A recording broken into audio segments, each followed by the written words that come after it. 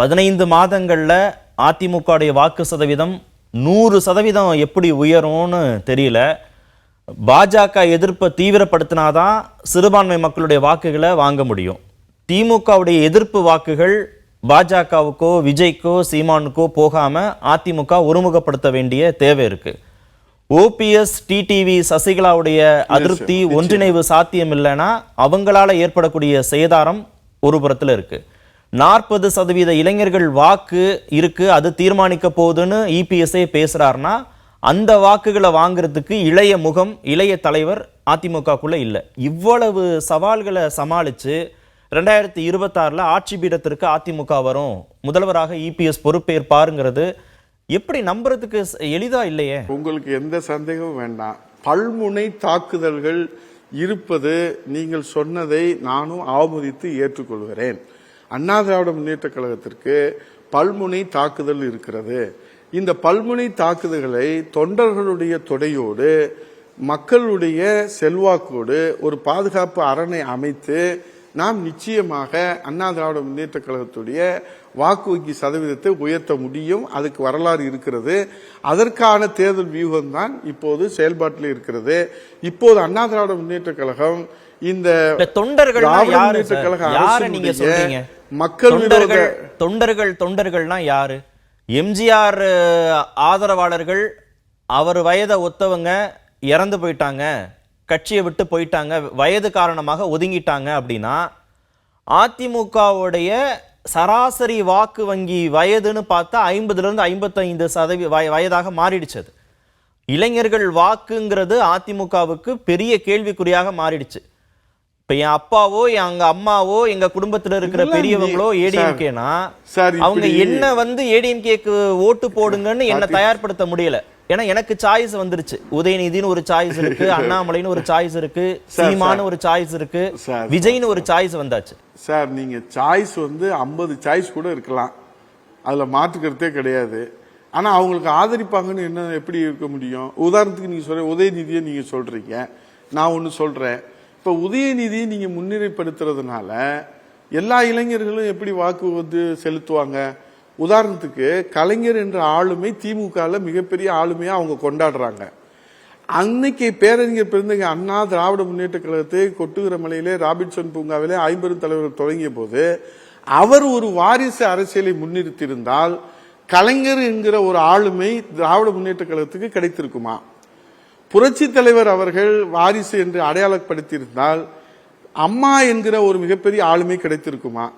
அப்படியானால் உதயநிதியை இன்றைக்கு நீங்கள் முத்துவேல் கருணாநிதி ஸ்டாலினுக்கு பிறகு நீங்கள் அரியணையிலே அமர வைக்க எடுக்கிற நடவடிக்கை திராவிட முன்னேற்ற கழகத்திற்கு மிகப்பெரிய பேராபத்து என்பதை தாண்டி தமிழகத்திற்கே மிகப்பெரிய பேராபத்து.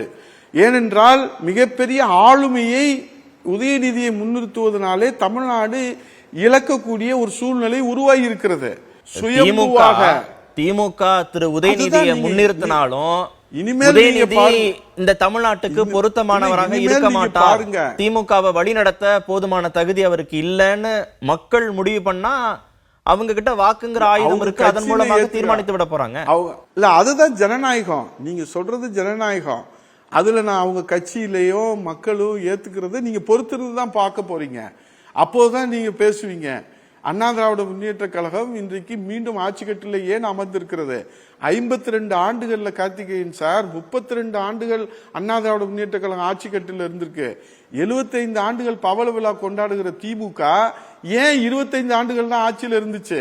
அதிமுக தேர்தல் தோல்வியில இருந்து எப்படி மேல வரப்போகுதுன்னு பேசும்போது யதார்த்தத்தை புரிஞ்சுக்கிறதுல சிக்கல் இருக்கு அதிமுகவுக்கு. இளைஞர்கள் வாக்க தக்க வைக்கணும், கட்சிக்குள்ள தக்க வைக்கணும்னு உதயநிதியை எலிவேட் பண்றாங்க. அது அவங்களுக்கு சாதகமா பாதகமாங்கிறத பொறுத்திருந்து பார்க்கணும். இன்னொரு பக்கத்துல அண்ணாமலை இருக்காரு, இன்னொரு பக்கம் வாரிசு அரசியல்னு நீங்க குற்றச்சாட்டு வச்சீங்கன்னா அது ஜானகிக்கு பொருந்தும், ஜெயலலிதாவுக்கு பொருந்தும், ஜெயவர்தனுக்கு பொருந்தும், ராஜ் சத்தியனுக்கு பொருந்தும். இல்ல நான் சொல்றது எலக்டோரல் பாலிடிக்ஸ் குறித்து கேட்கிறேன். எலக்டோரல் பாலிடிக்ஸ்ல தேர்தல் அரசியல்ல இளைஞர்கள் வாக்க கட்சிக்குள்ள தக்க வைக்கணும்னு உதயநிதியை எலிவேட் பண்றாங்க. இன்னொரு பக்கத்துல அண்ணாமலை இருக்காரு, ஆமா. இன்னொரு பக்கத்துல சீமான் அது இருக்காரு, காரணம் புதுசா அல்ல. விஜயும் அதை நான் வந்தாச்சு. ஒத்துக்க முடியாது. அப்போ இந்த பல முனையில இளைஞர்கள் வாக்க தக்க வைக்கவோ ஈர்க்கவோ ஏடிஎம்கே என்ன பண்ண போகுது? இபிஎஸ் உடைய முகம் மட்டும் போதுமா? 40% இளைஞர்கள் சார், வாக்குனா கார்த்திகேயன் சார், இபிஎஸ் முகம் மட்டும் நாங்க- போதுமா? சார், அம்மாவை எப்படி இளைஞர்கள் ஏற்றுக்கொண்டாங்க? திட்டங்கள் மூலமாக ஏற்றுக்கொண்டாங்க. மடிக்கணினி திட்டம், கணினி புரட்சியில அம்மா அவர்கள் இந்த 2011 நான் தகவல் தொழில்நுட்பத்துறை அமைச்சராக இருக்கிற போது அம்மா அவர்கள் மடிக்கணினி திட்டம் 52 லட்சம் மாணவர்களுக்கு கொடுத்திருக்கிறோம். நீட் தேர்வில் மிகப்பெரிய போராட்டம் நடந்து கொண்டே இருக்கிற போது அதுக்கு தீர்வு காண்பதற்காக உலகத்தில் இந்தியாவிலே யாரும் சிந்திக்காதவர்களே 7.5% இடஒதுக்கீடு. இன்றைக்கு நீட் தேர்வில் எந்த மாநிலத்திலும் இந்த தீர்வு கொடுக்காது. புரட்சி தமிழர் எடப்பாடியார் இளைஞர்களை ஈர்த்திருக்கிறார்கள். 11 மருத்துவக் கல்லூரியை கொண்டு வந்திருக்கிறார்கள். இளைஞர்களுக்கான திட்டத்தை கொடுப்பதிலே அனைத்து இந்திய அண்ணா திராவிட முன்னேற்ற கழகம் தமிழக தேர்தல் களம் என்றாலும் சரி முதன்மையாக இருக்கிறது. அந்த திட்டங்களை முன்னிறுத்தி, சாதனைகளை முன்னிறுத்தி இளைய சமுதாயத்திற்கு பாதுகாப்பு இது போன்ற அந்த வாக்கு சதவீதம் ரொம்ப குறைச்சல் சார். அந்த வாக்கு சதவீதம் இல்ல. நீங்க இளைஞர்களுக்கான மாணவர்களுக்கான திட்டங்களை முன்னிலைப்படுத்தி பெறக்கூடிய வாக்கு சதவீதம் ஒரு கட்சி வாங்குறது ரொம்ப குறைவு. கட்சிக்குள்ள இளைஞர்களை கொண்டு வந்து அந்த வாக்கு சதவீதத்தை உயர்த்துவதற்கு அதிமுக என்ன பண்ணிருக்குன்னு கேக்குறேன். இதுக்குதான் நீங்க இப்ப உள்ள வரக்கூடிய இளைஞர்களை புரட்சி தமிழர் எடப்பாடியார் அவர்கள் அதிக முக்கியத்துவம் கொடுத்து அவர்களுக்கு பொறுப்பை வழங்கி அவர்களை முன்னிலைப்படுத்தி செயல்படுவதற்கு அவர் களம் அமைத்து. இப்ப பொதுச் செயலாளர் அவர் பொறுப்பேற்று எவ்வளவு நாள் ஆச்சு? இப்போ பொதுச் செயலாளர் அவர் பொறுப்பேற்று 10 வருஷம் ஆச்சா? 15 வருஷம் ஆச்சா? ஒரு மினிமம் பிரீத்திங் டைம் கூட அவருக்கு கிடையாது சார். பொறுப்பேற்ற நாள்ல இருந்து சூறாவளி சுற்றுப்பயணம். நாங்க இப்பதானே வெள்ளத்துல, சூறாவளியில, சுனாமியில சிக்கி அண்ணா திராவிட முன்னேற்ற கழகத்தை ஒரு பாதுகாப்பு அரணாக இருந்து கழகத்தின் காவல் தெய்வமாக இருந்து மீட்டெடுத்திருக்கிறாங்க. அரசியல்ல இந்த கருணைக்கும் விமர்சனம் சொல்லுங்க. எம்ஜிஆர் மன்றத்துடைய செயல்பாடு எப்படி இருக்கு? திரு பொன்னையனுடைய செயல்பாடு எப்படி இருக்கு? அதிமுகவுடைய மகளிர் அணி செயல்பாடு எப்படி இருக்கு? வளர்மதி 13 ஆண்டுகளுக்கு பிறகு ஆளுங்கட்சி எதிர்த்து ஒரே ஒரு ஆர்ப்பாட்டம் நடத்துறாங்க. அம்மா பேரவைக்கு நீங்க தான் பொறுப்பாளர். மதுரையை விட்டு தமிழ்நாட்டின் எந்த பகுதியிலையும் நிகழ்ச்சி நடத்தினதாக செய்திகள் வர்றதில்ல. இளைஞர் இளம் பெண்கள் பாசறை அந்த செயலாளர் பேர் பரமசிவம்ங்கிறது எத்தனை பேருக்கு தெரியும்ன்றது தெரியல. அவங்களுடைய செயல்பாடுகள் எப்படி இருக்கு? இளைஞர்களை கட்சிக்குள்ள தக்க வைக்க, ஈர்த்து கொண்டு வர 18 சார்பு அமைப்புகள் அதிமுகவுக்கு இருந்து ஏதாவது வேலை செய்தா? இங்கேயாவது வேலை செய்யறீங்களா? இல்ல, நீங்க இத விவாதத்துல கூட நீங்க முன்னிறுத்தி இருந்தீங்க. அந்த பங்கேற்கக்கூடியவர்கள் அதுக்கு பதில் சொல்லியிருந்தாங்க. நான் என்ன சொல்றேன்னா, சார்பு அணி என்பது ஒரு படைக்கு துணைப்படையாக, இப்போது எப்படி நம்ம இந்திய ராணுவத்திலே தரைப்படை, விமானப்படை, கப்பல் படை என்று பலவிதமான படைகள் இருக்கிறதோ அதே போன்றுதான் ஒவ்வொரு படையும் தயார் செய்கிற பணிகளிலே முதலிலே நாங்கள் தாய் கழகம் என்கிற அண்ணா திராவிட முன்னேற்ற கழகத்தை புரட்சி தமிழர் எடப்பாடியார் அவர்கள் பயிற்சி கொடுத்து 2,20,00,000 உறுப்பினர்களை சேர்த்து முடிச்சாச்சு. இப்ப அடுத்து சார்பு அணிகளுக்கெல்லாம் இன்றைக்கு உயிர் ஊட்டி அவர்களை களத்தில் இருப்பதற்கு தான் மகளிர் அணி போராட்ட களத்தில் இறங்கி சாதித்து காட்டியிருக்கிறார்கள். அமைச்சர் வளர்மதி அவர்கள், முன்னாள் அமைச்சருடைய தலைமையில் வருகிற 9ஆம் தேதி இன்றைக்கு அனைத்து இந்திய அண்ணா திராவிட முன்னேற்ற கழகத்திலே புரட்சி தலைவர் அம்மா பேரவின் சார்பிலே மதுரையிலே மிகப்பெரிய அளவிலே ஒரு உண்ணாவிரத அறப்போராட்டத்தை புரட்சி தமிழர் எடப்பாடியார் அவர்களுடைய வழிகாட்டுதலோடு ஆணைக்கிணங்க நடைபெற இருக்கிறது. அந்த செய்தியை நீங்கள் பாருங்கள். எவ்வளவு இளைஞர்கள் வருகிறார்கள்.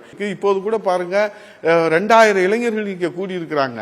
அவர்களுக்கு பயிற்சி கொடுக்கிறோம். உண்ணாவிரத்துல உங்க உரிமை இழக்கப்படுகிறது, ஜீவாதார உரிமை இழக்கப்படுகிறது. மீனவர்கள் செத்து மடிகிறாங்க, காப்பாற்ற முடியல. முல்லை பெரியார் உரிமை அம்மா மீட்டு தந்தாங்க, அதை காப்பாற்ற முடியல. காவிரி உரிமை அம்மா மீட்டு தந்தாங்க, அதை காப்பாற்ற முடியல. இந்த அரசு கையாளாகாம இருக்கு. இதை இன்னைக்கு நாங்க தாய் கழகத்தோடு முன்னிலைப்படுத்துவதற்கு வாய்ப்பை புரட்சி தமிழர் எடப்பாடி. ஆமா சார், திமுக மீதான இந்த விமர்சனங்களை வைக்கிறதுக்கு திரு அண்ணாமலை இருக்காரு, திரு சீமான் இருக்காரு, இப்ப திரு விஜயும் வரப்போறாரு. அவங்கள தானே இளைஞர்கள் ஈர்க்க முடியும். நீங்க இளைஞர்களுடைய வாக்கு வங்கி என்பது ஒரு தலைவர் பேசுறதுனாலயோ சமூக வலைதளங்கள்ல நம்ம ஆளுகளை வச்சு அதை கொண்டு போய் சேர்க்கறதுனால வாக்கு வங்கி பெற முடியாது. திட்டங்களை வீடுகளில் கொண்டு போய் சேர்த்திருக்கிறது அண்ணா திராவிட முன்னேற்ற கழகம். தலைவர் காலத்துல சத்துணவு திட்டம், இன்னைக்கும் அந்த சத்துணவு திட்டம் உயிரோட்டமா இருக்குது. புரட்சி தலைவி அம்மாவுடைய காலத்துல மடிக்கணினி திட்டம், தொட்டில் குழந்தை திட்டம், இதெல்லாம் வந்து வீடுகள்ல இதயங்கள்ல போய் நிறைந்து இருக்கிறது. அதை நீங்க உள்வாங்காம நீங்க அவர் வந்து பேசுறாரு, இவர் வந்து பேசுறாரு, மைக்கில் வீரவசனமா பேசுற தலைவர்கள் எல்லாம் என்ன ஆனாங்கன்னு உங்களுக்கு தெரியும். வைகோ அவர்கள் என்ன ஆனாங்க, கட்சியை எங்க போச்சு, அவர் வந்து ஐக்கிய நாட்டு சபையில பேசுவாரு, வரலாறு பேசுவாரு, எல்லாம் பேசுவாரு. மக்களுக்கு திட்டங்களை கொண்டு போய் சேர்ப்பதிலே 52 ஆண்டுகளிலே அண்ணா திராவிட முன்னேற்ற கழகத்தை போன்று எந்த கட்சியும் தமிழ்நாட்டிலே செய்யவில்லை. அதனால் தமிழ்நாட்டு மக்கள் அனைத்து இந்திய அண்ணா திராவிட முன்னேற்ற கழகத்தை ஒரு நாளும் கைவிட மாட்டார்கள். இவர்களெல்லாம் வந்து 5% 6க்கு போவாங்க, 7க்கு போவாங்க, 8க்கு போவாங்க, போவாங்க. அதுக்கு மேல அதுதானே பாதிப்பு. 5லிருந்து 7 ஒருத்தர் மாறுறதும், 7லிருந்து 9 மாறுறதும், 9லிருந்து 11 இன்னொருத்தர் மாறுறதும், அதுல 5லிருந்து 10% வாக்கு வங்கி ஏடிஎம்கே கிட்ட இருந்து போயிடுது. அப்படிங்கறதுனாலதான் ஏடிஎம்கே பாதிப்புன்னு பேசுறோம். கார்த்திகேயன் சார், நீங்க வந்து 5லிருந்து 7க்கு போறத ஒத்துக்கிறீங்க. நாங்க வந்து 22லிருந்து 42க்கு போகணும் ஏன் ஒத்துக்கிற மாட்டீங்க?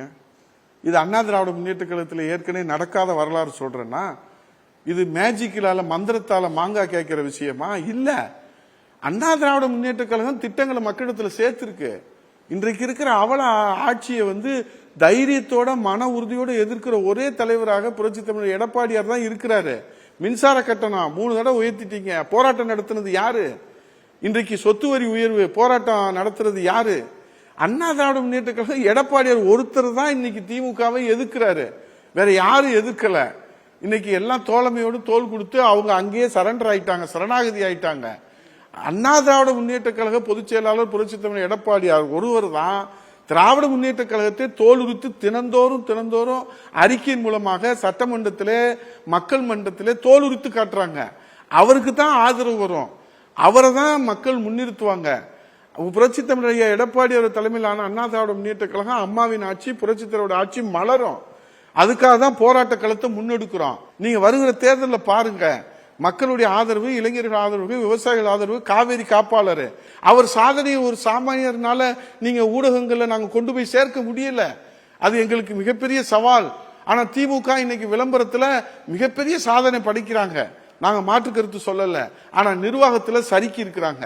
அந்த உண்மையை நாங்க மக்களிடத்துல உங்களை போன்ற நடுநிலையான ஊடகங்கள்ல நாங்க கொண்டு போய் சேர்ப்போம்.